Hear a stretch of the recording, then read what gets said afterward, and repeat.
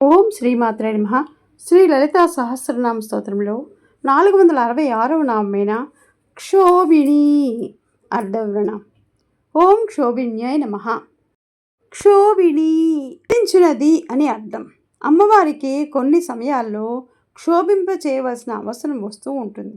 ఎప్పుడంటే ప్రళయంలో అంతా పరమ ప్రశాంతంగా ఉంటుంది, చైతన్యరహితమై మిక్కిలి ప్రశాంతంగా ఉంటుంది. అంతా పరమేశ్వరుని చిత్తం మరియు తత్వం. దేనిని అయ్యవారు పట్టించుకోరు. ఆ సమయంలో అమ్మవారు విశ్వ సంసారాన్ని చూచుకోవద్దు. శాంతంగా ఉన్న పరమేశ్వరుని చిత్తంలో ప్రవేశించి సృష్టి కార్యాన్ని ప్రారంభించినట్లు కవ్వంతో పెరుగు చిలికినట్లుగా చిలుకుతుంది.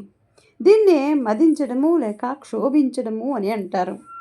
చిలికిన పెరుగులో వెన్న వచ్చినట్లు అయ్యవారి చిత్తంలో సృష్టి చేయాలని కదులుతాడు.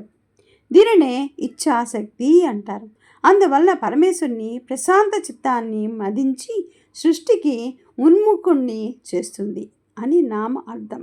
ఓం శ్రీమాత్రే నమః.